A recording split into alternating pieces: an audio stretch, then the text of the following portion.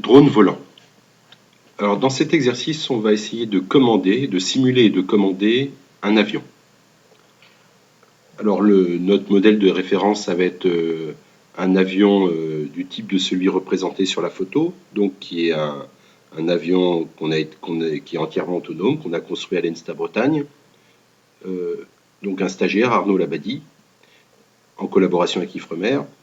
Et c'est un avion très similaire à celui de l'université du Minnesota, que l'on voit sur la figure B. Et alors là, je donne une représentation graphique qui sera utilisée, qui nous suffira. Alors ce robot est décrit par des équations d'état, qu'on peut trouver dans la littérature, qui sont données ici. Alors, le vecteur d'état est de dimension 12. Alors il y a les 6 degrés de liberté et leurs dérivés. Alors les degrés de liberté, ça va être P, la position du robot, donc X, Y, Z, dans le repère absolu, et les angles de l'air. Alors, vous avez aussi donc les dérivés de ces quantités-là, à savoir la vitesse de l'avion. Et puis ici, on peut voir ça comme la variation des angles de l'air. Bon. Donc voilà les équations d'état. Elles sont fortement non linéaires. Elles font intervenir un modèle dynamique avec tout un tas de coefficients. Nous, les coefficients, on va supposer qu'ils sont connus. Normalement, c'est des valeurs avec plein de chiffres, pas la virgule. Ici, on a donné une approximation relativement entière, pour ne pas avoir trop de chiffres, mais qui sont quand même réalistes.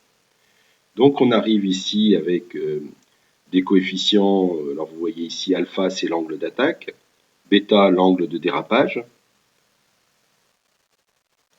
Ici, la force exercée par le fluide en translation. Donc, le fluide, l'air, bien sûr. Voilà, on a les équations d'état, et ça va nous servir pour répondre à la première question, c'est-à-dire simuler cet avion. Alors pour la représentation graphique, on va représenter notre drone volant par un triangle, qu'on peut voir ici, avec, pour les entrées,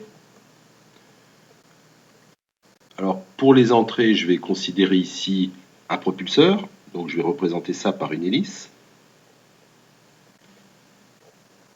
Alors, ici, donc l'hélice, et je vais mettre aussi, alors je vais peut-être la représenter en rouge, cette hélice, parce que les actionneurs, je vais les représenter en rouge. Donc celle-là va exercer une force de propulsion. Et ça va correspondre à la commande qu'on a appelée U1. Alors un autre moyen d'agir sur cet avion, ça va être par les ailerons. Alors les ailerons, je vais essayer d'en représenter un à gauche, ici. Voilà. Et un autre, alors je vais le mettre dans une position légèrement différente, c'est entièrement symétrique.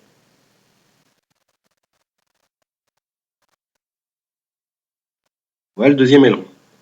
Donc on comprend bien ici que les ailerons peuvent pivoter dans ce sens-là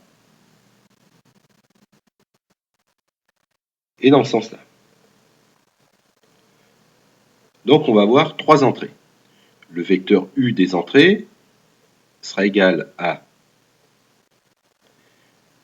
U1, la propulsion, U2. Alors U2, ça ne correspond pas exactement à l'aileron de gauche ou l'aileron de droite, mais c'est un peu la somme des angles des deux ailerons, alors que U3 va correspondre au différentiel. Bon, ça revient au même, mais ça va être... notre modèle, il est décrit de cette façon-là. Voilà schématiquement comment on va représenter ça. On va avoir... Alors, souvent, on aurait aussi intérêt à rajouter une sorte de gouverne, même si elle n'est pas actionnée, pour la stabilité. Donc voilà une représentation graphique. Alors en effet, la stabilité va faire que, du fait de la forme triangulaire de notre robot, du fait que son centre de rotation, alors son centre de rotation, mettons que je le fixe ici, il a été appelé P. C'est une des composantes du vecteur d'état. L'angle d'attaque, alors bien sûr, comme il n'est pas facile à représenter, mais si le... Alors, je vais peut-être quand même essayer de le représenter là. Si vu de l'avion, le vent apparent vient dans ce sens-là, ou si vous voulez, si notre avion avance dans ce sens, alors l'angle d'attaque va correspondre à ça. Ça, c'est alpha. Bon, en tout cas, on ne va pas l'utiliser. Nous, ce qui va nous intéresser, c'est plutôt intuitivement comment va fonctionner cet avion. La propulsion, bien évidemment, va va lui donner de la vitesse à cet avion, va lui donner une accélération. Maintenant, les ailerons, ça va à la fois permettre de lui donner du tangage. Alors, le tangage, ou ce qu'on pourrait appeler aussi l'assiette, c'est θ. θ, c'est l'assiette. Donc, le tangage, c'est la dérivée de l'assiette. Vous avez aussi le roulis. Alors, le roulis, on va l'appeler phi, qu'on appelle aussi l'agite. Alors, normalement, le roulis, c'est la dérivée de l'agite, bien que souvent on ait tendance à confondre les deux. Et enfin, on va appeler psi le cap. Donc, le cap, la dérivée du cap, c'est ce qu'on appelle le lacet. Donc, les ailerons ici vont permettre de régler l'assiette ou de donner du tangage. Le différentiel, donc ici, celui-là aura pour rôle principal d'agir sur l'assiette. Celui-là, en plus sur la vitesse, puisque c'est le propulseur. Et enfin, le différentiel entre les deux ailerons, lui, va agir sur l'agite. Et l'agite va nous donner le cap. Donc intuitivement, si j'ai mon avion qui a cette représentation-là, s'il avance avec une certaine vitesse, alors que je vais appeler V. Alors dans cette situation-là, comme du fait de la configuration des ailerons, on comprend bien que l'avion va se mettre à pivoter sur la gauche, donc à prendre de l'agite dans ce sens-là. Et puis aussi du fait que la somme, plutôt la contribution des deux ailerons est positive, on va avoir aussi une tendance à prendre un tangage, c'est-à-dire l'avion va avoir tendance à monter. Bon, alors une fois que j'ai compris ça, je reprends les équations d'état qui sont données ici. Voilà. Et on va les entrer sous MATLAB. Alors sous MATLAB, bien sûr, comme il s'agit de réécrire ces équations sans forcément les comprendre, je propose de partir d'un programme MATLAB où on a le dessin de l'avion, que l'on voit ici. Donc draw de x, u, vous donnez le vecteur d'état et vous donnez u l'entrée. Donc u est de dimension 3, le vecteur d'état est de dimension 12. Avec des transformations géométriques, on est capable de dessiner cet avion. Les équations d'état, j'ai recopié, elles sont données ici. Donc ça, c'est la fonction d'évolution. Il va falloir, bien évidemment, je pars de ce programme principal que l'on voit ici, main, qui n'est pas encore été écrit, mais je vais pouvoir réutiliser les équations d'état. Alors, pour commencer, je vais effacer l'écran par la commande CLF, et puis je vais faire alors un axis. Alors, je vais prendre par exemple une zone de 150 mètres que j'appelle E. Et puis ici, je vais faire un axis en 3D de moins E. E, moins E, E, moins E. Donc X, Y et Z. Voilà, je vais faire aussi un axis de square, pas qu'il me déforme l'avion. Hold on. Pour qu'il m'affiche tout ce qui dessine, pour qu'il n'efface pas tout ce qui me dessine au fur et à mesure. Alors, une fois que j'ai ça, je vais pouvoir je vais devoir faire ma boucle de l'air, mais je vais commencer par quelque chose de plus simple. je vais initialiser mon vecteur d'état dans une certaine configuration. Par exemple, je vais mettre x égale. Alors, je vais mettre en 0. Alors, normalement, il doit être de dimension 12. Donc, ça doit être les angles de l'air et puis les dérivés de tout ça. Alors, je vérifie bien. 1, 2, 3, 4, 5, 6, 7, 8, 9, 10, 11, 12. Bon, je l'ai initialisé comme ça. Maintenant, alors bien sûr, il a une vitesse nulle. D'un point de vue dynamique, ça ne va pas se comporter de bonne façon. Mais ça va me permettre déjà de le dessiner. Je vais prendre U égale. Alors, je vais peut-être faire une petite boucle. Alors, je vais prendre un dt très faible. Et puis, je vais faire une boucle for pour faire bouger au moins les ailerons. Donc, ici, je vais prendre for t égale, je vais prendre les ailerons à 0. U égale la propulsion, je la mets à 0 pour commencer. Bon, tout est à 0. Et puis ici, je vais faire for t égale 0 avec un pas de dt jusqu'à, mettons, 1 radian. Alors, vous allez voir comprendre juste après pourquoi je dis radian, bien que ce soit des secondes. Je vais faire U égale, alors je vais prendre la deuxième composante, c'est-à-dire l'aileron numéro 2. Alors, sachant que ça correspond, c'est ce qui donne le tangage. Alors, plutôt le troisième. Je vais faire U, le différentiel, U de 3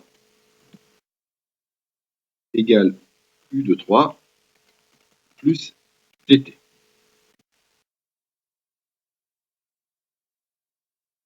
And. Et puis ici, je vais dessiner l'avion. Alors, je vais faire un draw de x, U.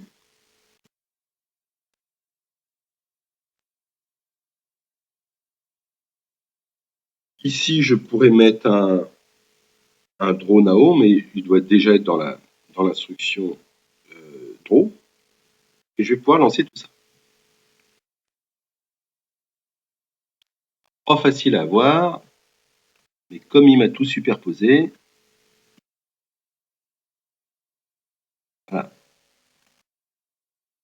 Alors, on le voit là, il est en train de dessiner tout doucement les variations des ailerons, et on comprend bien qu'en mettant ici un U de 3 positif, il a tendance à vouloir faire pivoter, donc à orienter les ailerons de façon à créer un différentiel, normal parce que U de 3 correspond au différentiel, qui va engendrer un avion qui pivote vers la gauche.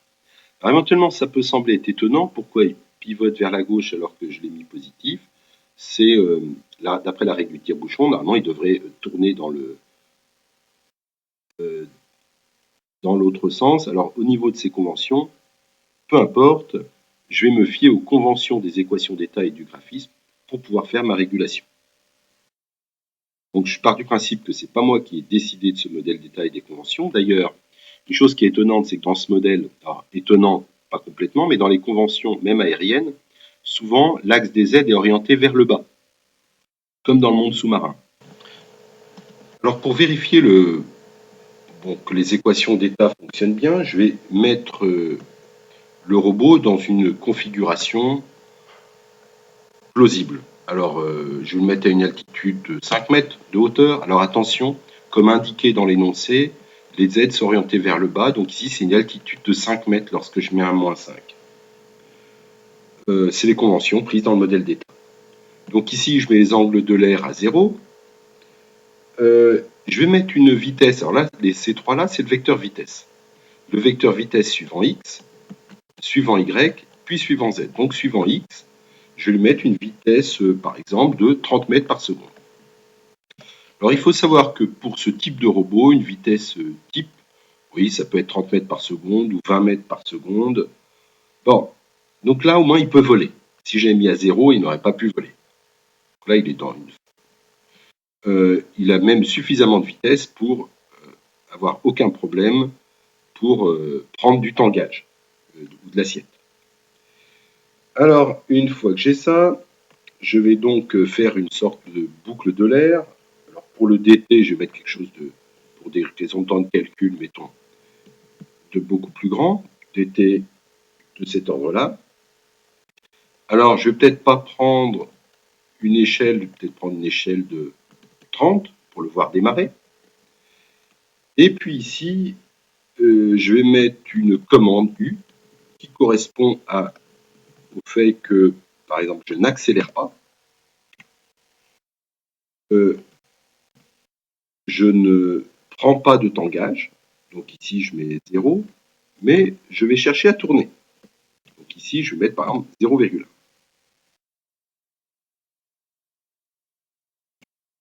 Voilà. Donc là, je suis complètement en boucle verte et je vais lancer mon modèle d'état par une boucle de l'air.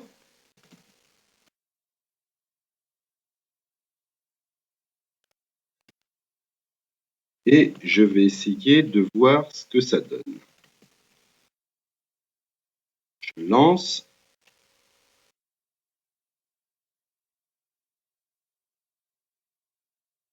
Alors là, je ne vois pas forcément grand-chose. Je vais zoomer. Alors, on voit quand même qu'il est en train de tourner vers la droite. Contrairement, oui, il tourne vers la droite. Donc, on comprend bien que les ailerons, alors ce qu'on voit peut-être un peu mieux ici, je vais tout de même lui demander d'afficher une seule fois de temps en temps. Alors, pour qu'il affiche une fois de temps en temps, je vais K, le numéro de l'itération, je vais mettre ici un K égale K plus 1, donc j'incrémente. Et je vais afficher une fois de temps en temps. Donc, pour afficher une fois de temps en temps, je vais tout simplement mettre ici, if. Alors, si je veux afficher une fois sur 10, je vais faire if modulo de K, peut-être une fois sur 20, ça va. Voilà, une fois sur 20. Si le modulo entre K et 20, donc le reste de la division euclidienne égale 0, alors je vais dessiner seulement à ce moment-là.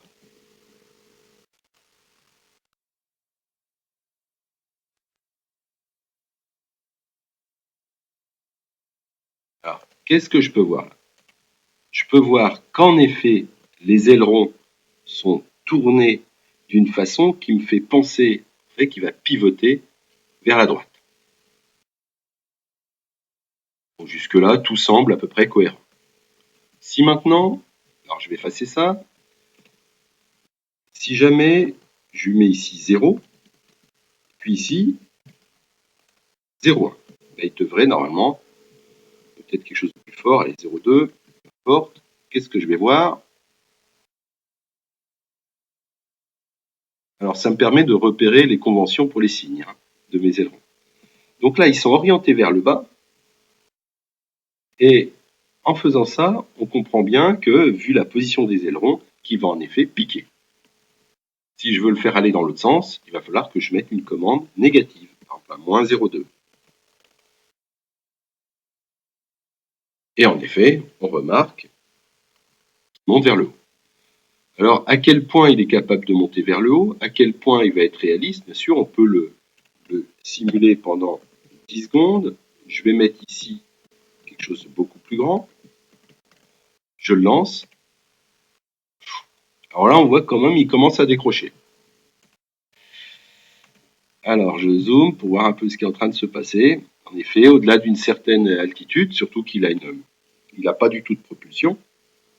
Donc, en effet, il a un comportement où il a tendance à décrocher, à avoir une vitesse nulle dans le sens des X.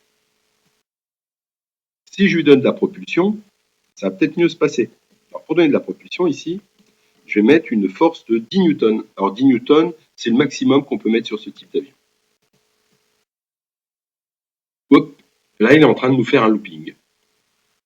Donc, on peut dire qu'a priori, on reconnaît le modèle d'état, on voit comment il fonctionne. Là, on voit les ailerons sont bien orientés dans le sens du tangage. Alors, on peut lui donner des mouvements bien plus compliqués, mais je dirais qu'on va dès maintenant passer au contrôleur. Donc pour la simulation, c'est fait pour la première question. On va passer à la deuxième question. On va faire une loi de commande en cap, en assiette et en vitesse avant de positionner notre avion sur un cercle de rayon R bar égale 100 mètres, bon, avec une altitude de 50 mètres. C'est ce qu'on va faire après. Alors on remarque, on va lui donner déjà une vitesse désirée de 15 mètres par seconde, ce qui est compatible avec le comportement de l'avion. On va faire cette régulation. Alors je reviens à MATLAB. Ici, je vais donner dès le début V bar, la consigne de vitesse égale à 15 mètres par seconde. Ici, bien sûr, je vais enlever le U. Ici, pareil, je l'enlève. Et je vais faire une boucle de contrôle. Donc, je vais faire U égale contrôle. C'est mon régulateur de X. Et je vais créer une fonction pour ce contrôle. Donc, je vais faire U égale contrôle de X. N. Alors, pour cette boucle de contrôle, je vais commencer par une régulation en vitesse. Alors, une régulation en vitesse, pour la régulation en vitesse, je vais faire, et puis je ne vais pas toucher aux ailerons. Donc ici, je vais faire U1 qui va avoir une certaine valeur, et puis les autres seront nuls. Je ne touche pas aux ailerons. Alors, si par exemple, je veux qu'il ait une certaine propulsion, je vais mettre une propulsion de 5, et là, il n'est pas régulé. Il est quand même en boucle ouverte. C'est juste pour vérifier que tout va bien pour l'instant.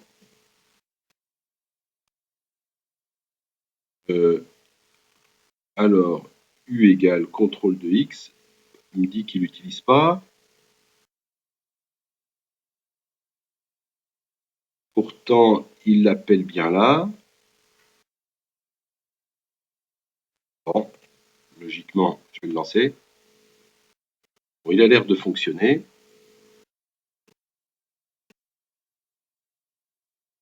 Donc voilà, il est. Alors en noir, c'est l'ombre. Hein. Donc là, il a tendance à chuter. En fait, il avance pas assez vite, avec son propulseur égal à 5.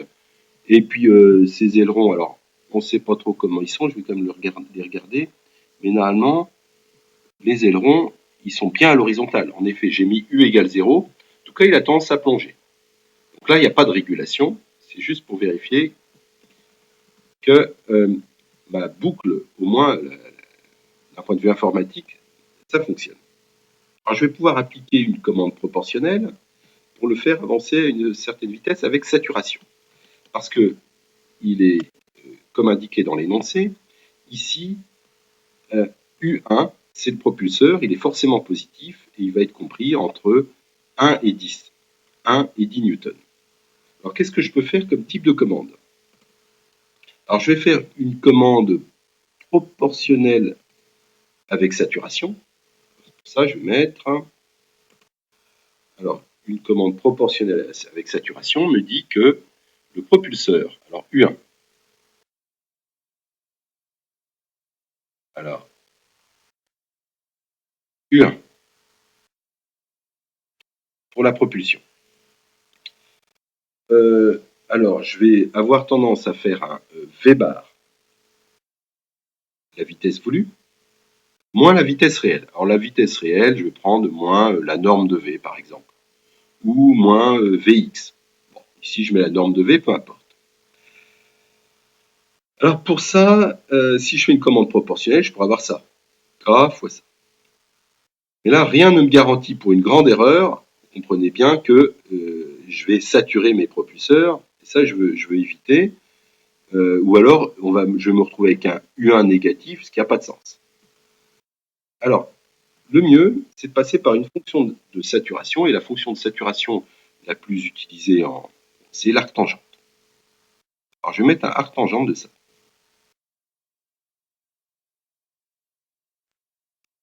Donc, si j'ai une erreur sur la vitesse, cette quantité-là sera comprise forcément entre du fait des propriétés de l'arc tangente, entre moins pi sur 2 et pi sur 2.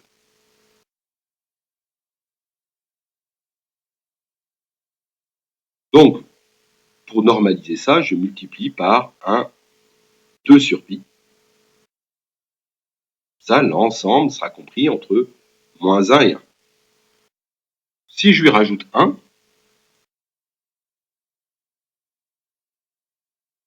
alors par exemple, je fais plus 1, la quantité que vous avez là, en vert, elle sera comprise entre 0 et 2. Et puis si je multiplie l'ensemble par 5, je vais avoir une quantité qui appartiendra à 0 et 10, qui est exactement ce que je souhaite. C'est-à-dire lorsque je vais avoir une vitesse trop faible par rapport à ce que je désire, je vais engendrer une accélération.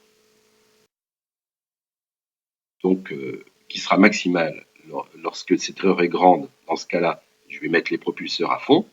Et sinon, lorsque je suis bien au-delà de la vitesse désirée, je vais mettre les propulseurs à 0, qui est exactement correspond au comportement souhaité.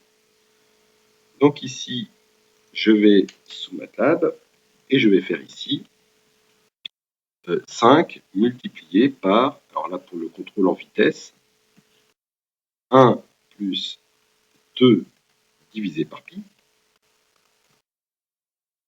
multiplié par arc tangente de V bar moins la norme de V. Alors la norme de V.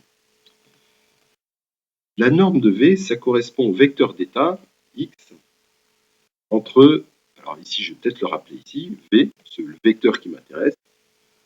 Bon, je vais l'appeler directement, je ne vais pas l'appeler sous forme vectorielle, je vais dire tout simplement la vitesse réelle, c'est la norme de x. Alors c'est la 7e composante, donc c'est Vx, c'est la 7e, Vy, donc jusqu'à 9. Voilà. Donc ici, je vais mettre moins V. Et voilà ma commande proportionnelle.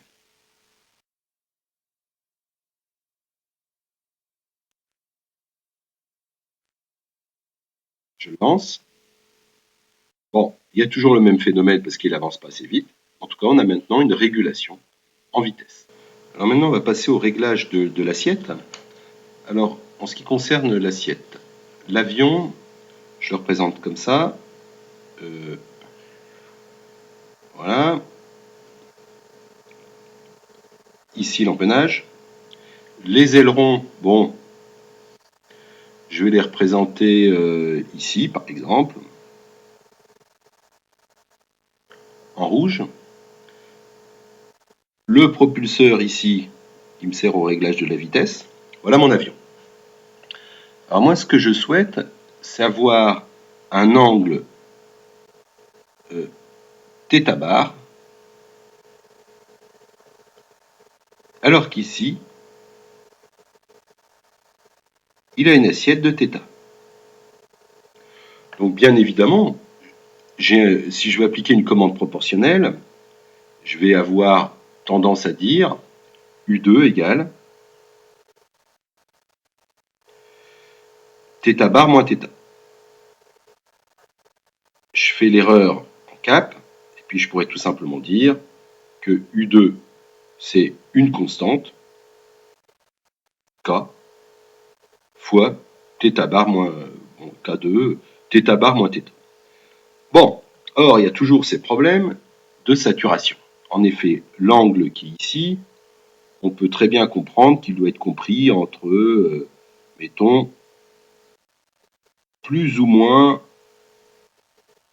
0,5 radians.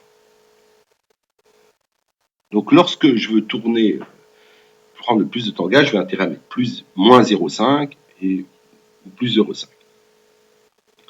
Donc je vais devoir passer par une fonction de saturation, c'est ce que je vais faire maintenant. Donc ici, je vais mettre un arc tangente.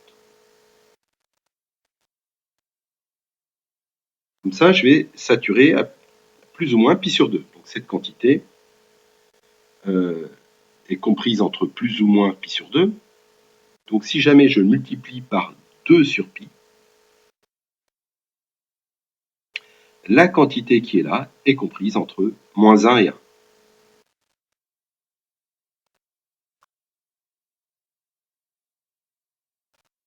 Alors, ça pourrait pas trop mal fonctionner, mais il y a un autre phénomène à prendre en compte, c'est lorsque mon avion a du roulis. Alors je vais essayer de le représenter ici de profil, l'avion.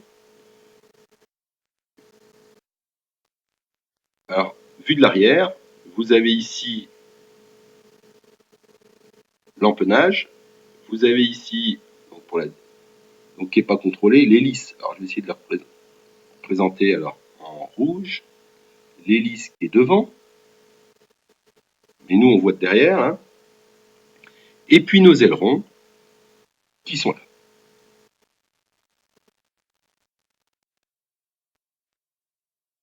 Vue de l'arrière. Alors maintenant, quand notre avion a du roulis, voilà ce qui va se passer. Je vais avoir une force due à la portance des ailes, comme ça et comme ça, mais qui vont être moins efficaces du fait que je suis en train de tourner. Plus je suis en train de tourner, voire même si j'ai un roulis phi qui est égal à pi sur 2, ben, j'ai plus du tout de portance qui vient lutter contre le poids. Le poids, il est comme ça.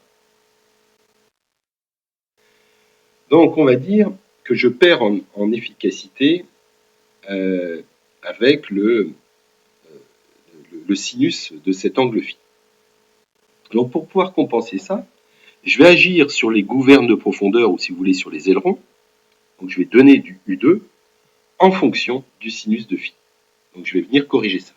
Donc, c'est pour ça que je rajoute ici plus, alors qu'il soit positif ou négatif, c'est-à-dire la valeur que je penche d'un côté comme de l'autre. Ici, je vais influencer la quantité U2. Donc, je multiplie tout ça. Je prends la contribution des deux, je multiplie par un coefficient, mettons, de 0,3. En effet, ça sera compris entre moins 1 et 1, là, entre moins 1 et 1, donc on pourra dire que c'est au maximum égal entre moins 1 et 2, ce qui va correspondre, alors lui, il ne sera jamais complètement avec un angle de pi sur 2. Bon, on peut dire qu'en multipliant par 0,3, je veux bien respecter le plus ou moins 0,5. Et du fait, mes ailerons, pour avoir du tangage, il faut que je mette négatif pour qu'il ait tendance à monter, je rajoute le moins. Donc voilà en ce qui concerne la quantité U2. Donc je vais pouvoir programmer ça. Je reviens à mon programme MATLAB. La quantité U2 qui est là, je vais mettre moins 0,3 multiplié par... Alors ici, j'avais un 2 sur pi, multiplié par arctangente de... alors ici, j'avais du θ. Alors je vérifie quand même ma formule.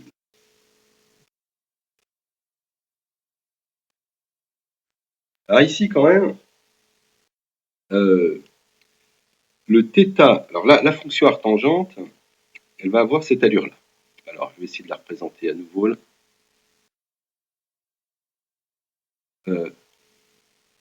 La fonction arctangente,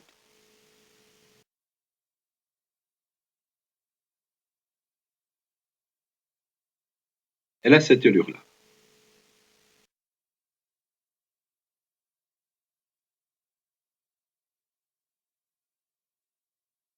Et il y a une valeur à partir de laquelle elle devient significative. Alors cette valeur-là, on va dire qu'elle est autour de 1. Là, il y a un comportement à peu près linéaire. Et après, j'approche de la saturation. Mais ce coefficient 1,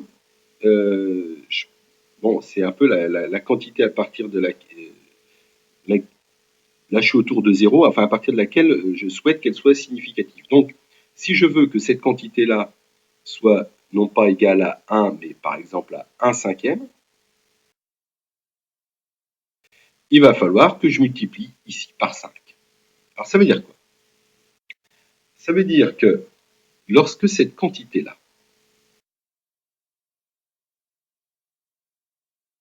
va être égale à 1, ça veut dire que θ moins θ bar est égal à 1/5 de radian. Ce qui correspond en gros à 11 degrés.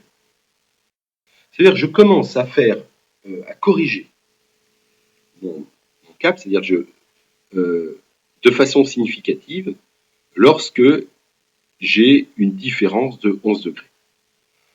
C'est très approximatif. Je peux changer le 5 par un 4, par un 3, peu importe. En tout cas, cette précision de tangage, elle est, qui est donnée ici par ce 5, elle va être importante pour pas sans arrêt corriger pour des erreurs du millième de degré, ou alors, il ne commence pas à corriger lorsque j'ai une erreur de pi sur 2.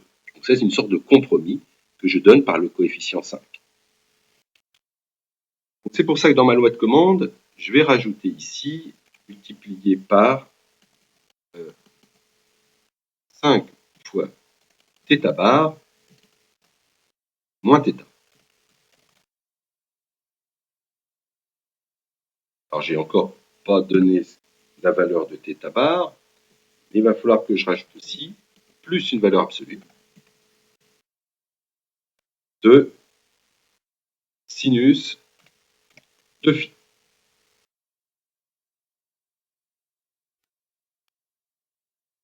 Point virgule, j'enlève le point virgule qui est là. Alors, bon, une fois que j'ai ça, il va falloir quand même que je définisse, c'est bien pratique de pouvoir utiliser le phi. Alors, le phi vaut x de 4. Le θ, il vaut x de 5. Ici, donc ça, c'est mes angles de l'air. C'est x de 6. V, c'est la norme qui est là.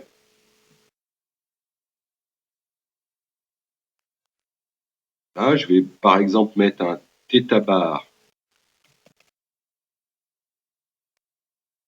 égale 0. Alors, je vais procéder pareil pour la régulation en cap. Alors, la régulation en cap, elle se fait par l'intermédiaire de la gîte. Donc, U3,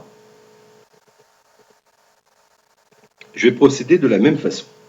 U3, ça va être un moins 0,3, à peu près, hein, fois 2 sur pi, comme précédemment, fois arc tangente, fonction de saturation. Ici, je vais mettre phi moins, bon, phi bar moins phi. Alors là, je n'ai pas mis de coefficient égaux à 5. Pourquoi? Parce que là, tout simplement, je vais avoir une régulation, ça m'indique que je vais avoir une régulation suivant phi plus ou moins précise, mais en tout cas, j'aurais pu mettre le 5, peu importe. C'était juste pour dire que à partir de 1 radian, je vais avoir une précision de l'ordre d'1 radian. Je vais commencer à réagir de façon significative lorsque j'ai une erreur en phi de 1 radian.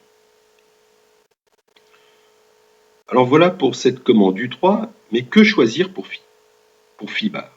Alors c'est ce phi bar. Lorsque je veux tourner à gauche, je vais lui demander de me réguler autour d'un certain roulis. Alors, le phi bar, si je veux tourner, alors que prendre pour phi bar? Phi bar égale. Alors, si je veux tourner, c'est-à-dire, je vais faire une commande proportionnelle pour commencer. Si j'ai le cap désiré qui n'est pas égal au cap, dans ce cas-là, j'ai une erreur. Une commande proportionnelle demanderait de faire quelque chose du type K fois ça. Or, la première chose à faire, c'est que l'angle phi peut peut être compris entre moins pi et pi, mais peut aller bien au-delà. Ça va dépendre de la boussole. Donc en général, on a tendance à filtrer par la fonction d'Annecy. Donc la fonction d'Annecy, je la rappelle, je divise par 2, je fais tangente de arctangente, et cette fonction d'Annecy, qui elle va être périodique de période de pi, oui, va me filtrer les sauts de plus ou moins 0,2 pi. C'est-à-dire qu'une erreur de 4 pi, par exemple, entre psi bar et psi, n'est pas considérée comme une erreur, grâce à cette fonction-là. Alors, de la même façon, ici, lorsque je fais un réglage en cap, j'aimerais bien que le cap, un cap soit à peu près respecté, avec une précision de l'ordre de, comme tout à l'heure, de 1/5 de radian. C'est-à-dire que je considère qu'une erreur d'1/5 de radian est franchement significative, donc il faut réagir, donc je suis pas loin de la saturation. Donc ici, je multiplie par 5 pour à nouveau passer par une fonction de saturation. Alors, je vais éliminer ce cas-là. Donc la fonction de saturation qu'on voit à nouveau représentée ici, ça va être une fonction arctangente.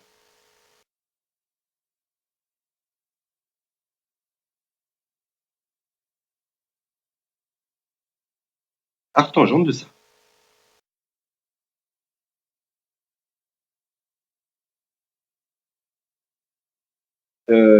Alors maintenant, pareil, je voudrais que phi bar soit compris entre alors cette quantité-là. Arctangente de tout ça, ce sera compris entre moins pi sur 2 et pi sur 2. Donc, lorsque j'ai une forte erreur de cap maximale, c'est-à-dire que cette quantité-là est égale à pi, je vais me retrouver avec ici une quantité qui ne pourra pas dépasser la quantité moins pi sur 2, pi sur 2. Et donc, je vais avoir ici, je vais multiplier par une quantité qui vaudra, pour avoir une quantité comprise entre moins pi sur 4 et pi sur 4, je vais multiplier par 1/2, ce qui va me donner un roulis maximal entre moins pi sur 4 et pi sur 4, ce qui est bon pour la sécurité de l'avion. Il ne faut pas que j'aille au-delà d'un roulis, d'une gîte supérieure à pi sur 4. Voilà ce que je vais implémenter comme loi de commande. Je retourne à MATLAB. Je vais donc avoir ici une quantité qui vaudra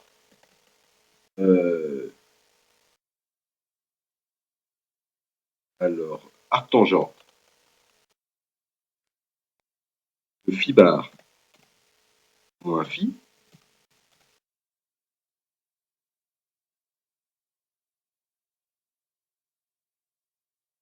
Ici, je vais avoir un 2 sur pi.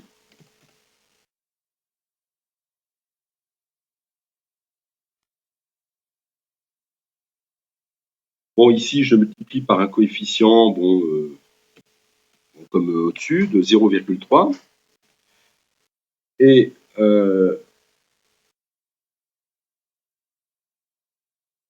voilà, en ce qui concerne le phi bar,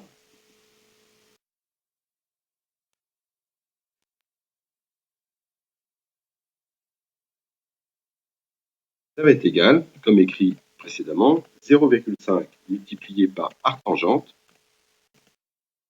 de 5 fois, et ma fonction à Danti, donc c'est arctangente de tangente de 0,5 fois psi bar moins psi. Et je ferme toutes mes parenthèses.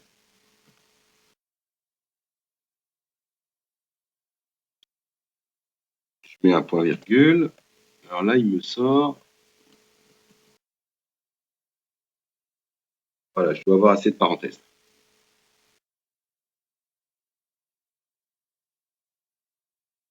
Il me dit que phi bar n'est pas utilisé, bien évidemment. Ici, c'est phi bar moins phi.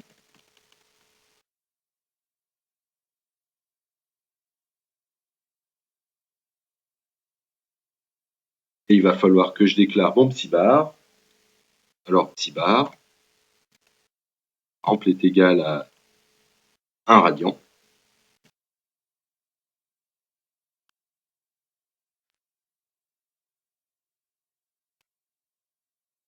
Bon, on voit qu'il y a à peu près une régulation qui se fait. Probablement autour d'un radian. Pas facile à deviner, peut-être en regardant en vue du dessus. Bon, ça a l'air cohérent. On vient donc de proposer une loi de commande en cap, en assiette et en vitesse. Maintenant, on va essayer de chercher à positionner le robot, donc le drone, sur un cercle de rayon 100 mètres, centré en zéro, à une altitude de 50 mètres et une vitesse de 15 mètres par seconde. Alors, je vais faire un petit récapitulatif de ce qu'on vient de faire. On a donc notre avion qui est là. On vient de fabriquer un régulateur ici, un régulateur de bas niveau. Ce régulateur a été capable de nous générer U1 pour la propulsion, U2 pour le tangage et U3 pour le différentiel. Et les entrées pour ce système, pour ce régulateur, c'était des consignes de vitesse, de cap et de tangage θ bar.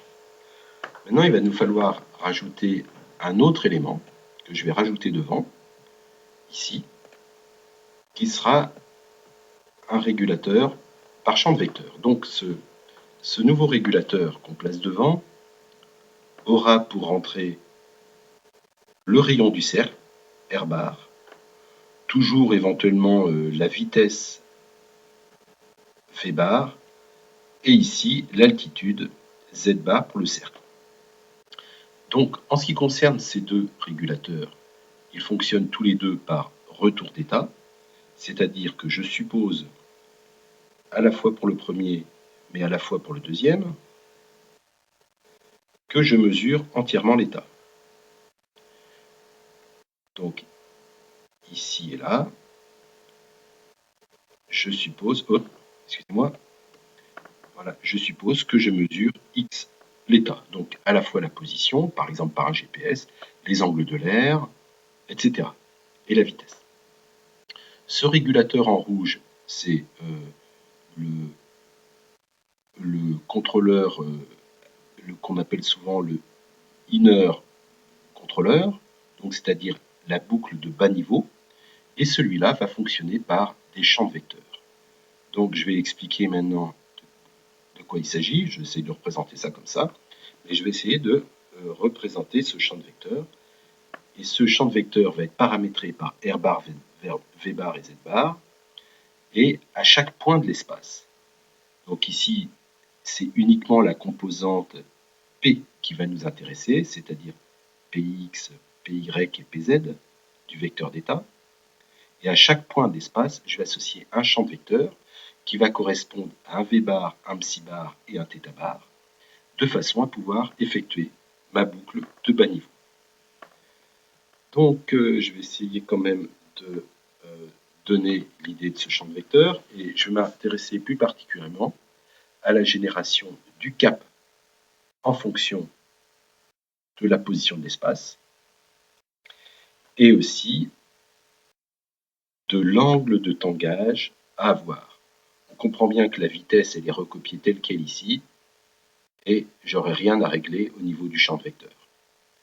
Donc c'est plutôt à partir donc de cette position comment générer psi bar et θ bar.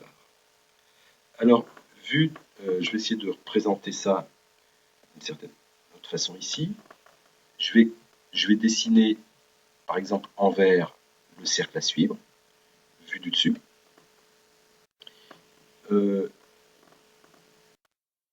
Ici, donc, mon avion devra être ici. et devra suivre ce cercle dans ce sens-là. Alors si je regarde vue du dessus, comment ça se passe? Alors vue du dessus, je représente vue du dessus, on a un cercle parfait. Le point 0 va se trouver ici. Lorsque je suis sur le cercle, je vais vouloir tourner comme ça. Si je suis là, je vais tourner comme ça, avec V bar. Alors, lorsque je suis à l'intérieur, je ne veux pas forcément tourner comme ça. Je veux me rapprocher du cercle. Si je suis à l'intérieur et si je suis à l'extérieur, je vais vouloir me comporter comme ça. Voilà l'idée du champ de vecteur que je veux vu du dessus, la forme qu'il doit avoir pour avoir un bon comportement. Voilà. Alors, si je voulais uniquement générer un champ de vecteur qui correspond à la rotation sans rendre le cercle particulièrement attractif, alors je pourrais faire de la façon suivante. Je pourrais dire tout simplement que psi bar égale alors l'arc tangente 2. Alors l'arc tangente 2 de PYPX. PYPX. Alors vu du dessus, si mon avion est là, par exemple, et bien, ce point-là, vu du dessus, ça correspond à PX, PY. Le PZ n'apparaît pas. Hop. Voilà. L'arc tangente, ça correspond à cet angle-là. Enfin, l'arc tangente va correspondre à l'argument de ce vecteur.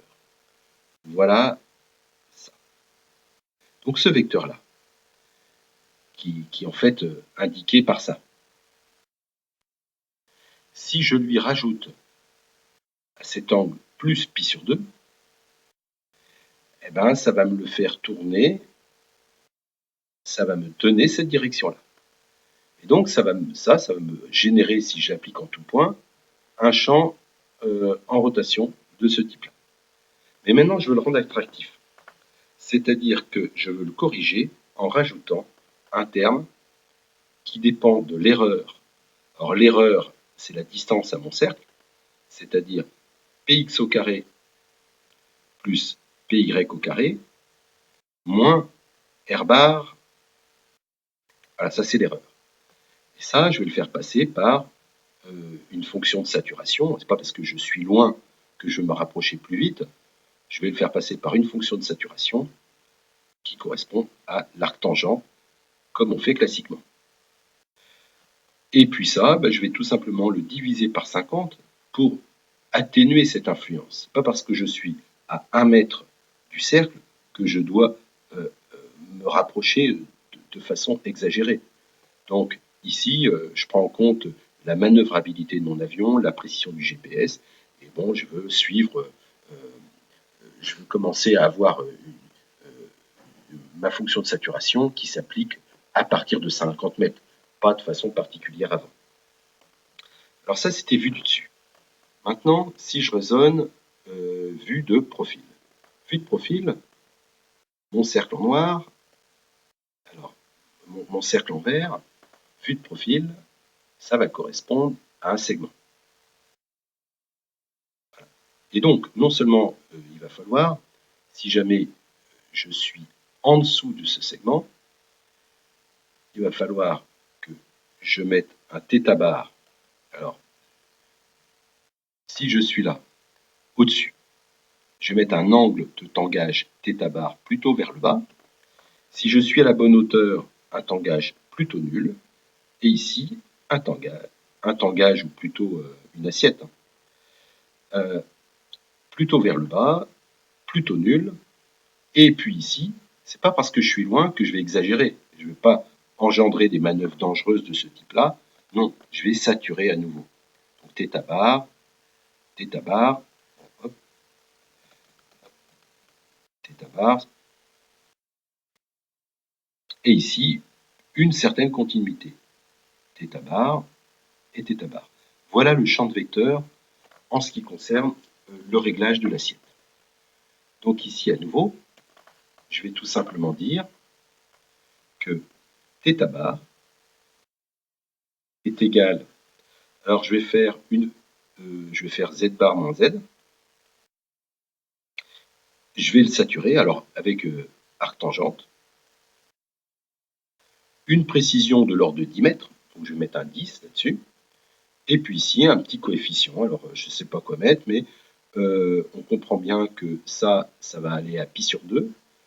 Pi sur 2, alors un θ bar de pi sur 2, c'est pas la peine de l'envisager. Je vais mettre plutôt un petit coefficient. Par exemple, je vais mettre un 0,2. Je veux que l'avion monte légèrement. Il n'est pas censé faire des loopings ou manœuvrer de façon exagérée. C'est un maximum, un petit, une assiette globalement à l'horizontale pour éviter de faire des manœuvres trop complexes. Donc maintenant, je vais prendre cette loi de commande qui me génère le champ de vecteur. Alors, cette loi de commande, je vais l'implémenter. Et ce bloc qu'on voit en rouge, c'est celui qui est représenté ici en bleu. Donc, c'est celui-là. Voilà. Donc, je vais retourner sur MATLAB et je vais coder ces deux lignes.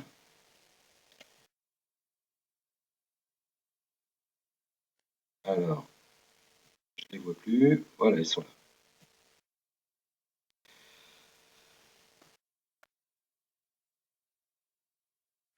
Alors, dans mon régulateur, je ne vais pas avoir psi bar qui vaut 1, je vais avoir arc tangente 2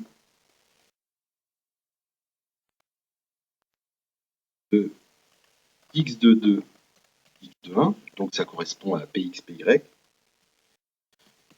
plus 0,5 multiplié par pi, ça c'est le pi sur 2, plus arc tangente 2, alors là je mets un petit coefficient, alors c'est-à-dire divisé par 50, donc ça fait norme de ce vecteur-là. Alors, cette norme-là, bah, ça correspond px, py, moins r bar, qui lui, normalement, vaut autour de 50 mètres. Et ça, je le divise par 50.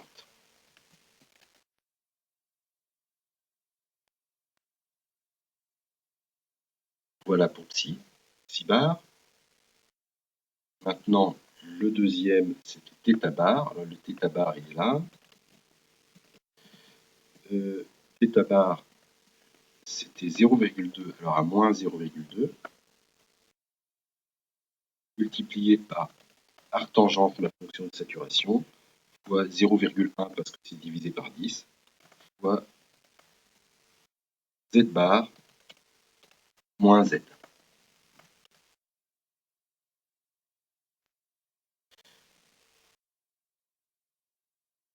Alors, z, c'est x de 3. Donc voilà, je regarde quand même si le z bar, alors le z bar n'a pas été défini, z bar correspond à moins l'altitude, donc ici on me demande de le mettre à une distance de 50 mètres, donc je vais mettre ici z bar égale moins 50, et puis je vais demander un v bar qui vaut 15, alors je crois que j'ai à peu près tout le monde, le r bar, il est demandé autour de, alors je regarde l'énoncé, autour de 100 mètres. Alors, je vais aussi avoir intérêt à le dessiner, ce cercle, pour pouvoir vérifier au moins visuellement. Donc, je vais faire ici,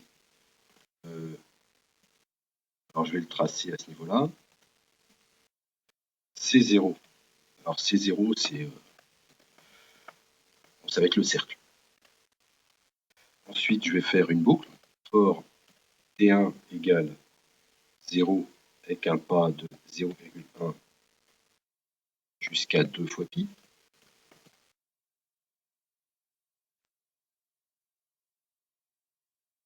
Et là, je vais rajouter à C0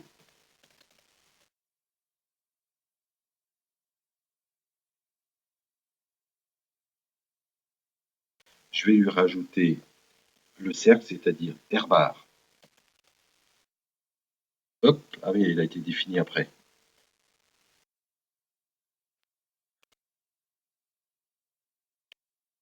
Donc, R bar multiplié par cos T1.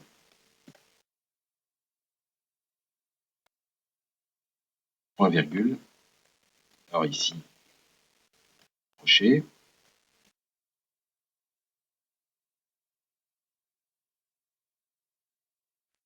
Ici, il faut le sinus.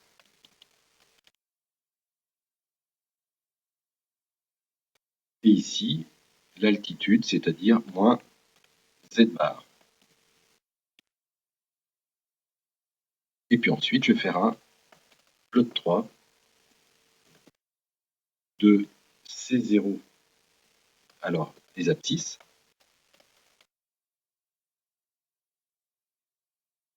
Les ordonnées. L'altitude. Et je vais tracer mon cercle en vert.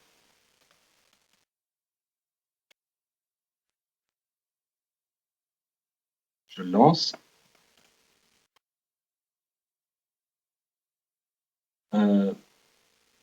Ligne 60. Alors là, il y a un problème, il ne reconnaît pas le end.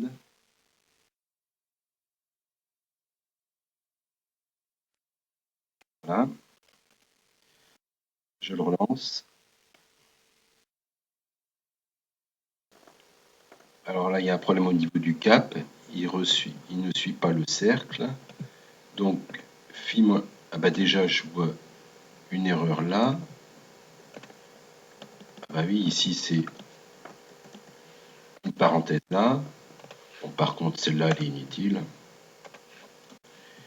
Ici, bien évidemment, c'est norme de X. Voilà, je le relance. Ça a l'air de mieux se comporter, mais je vais le lancer sur une simulation beaucoup plus longue.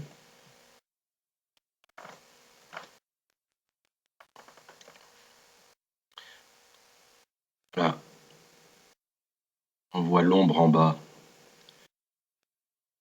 Je vais tourner le dessin pour voir vu du dessus ce qui se passe.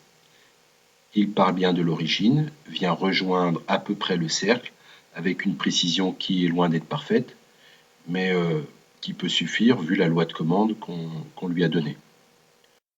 Il faudrait rajouter un effet intégrateur si on voulait vraiment qu'on vienne de venir coller au cercle. Alors, je vais revenir là. En zoomant, je vais regarder ce qui se passe à l'instant initial. Donc, on comprend bien qu'il va manœuvrer au niveau de ses ailerons pour tourner d'abord sur la gauche, puis se rapprocher du cercle. Là, on voit les ombres en noir. Se rapprocher du cercle, donc il prend bien sûr de l'agite. Et ici, il a toujours de l'agite pour pouvoir rester à peu près sur son cercle. Il s'en écarte, mais bien évidemment, il va être attiré, mais il y a comme l'effet d'une force centrifuge qui vient l'éloigner du cercle. Donc les deux viennent se compenser pour avoir une précision raisonnable.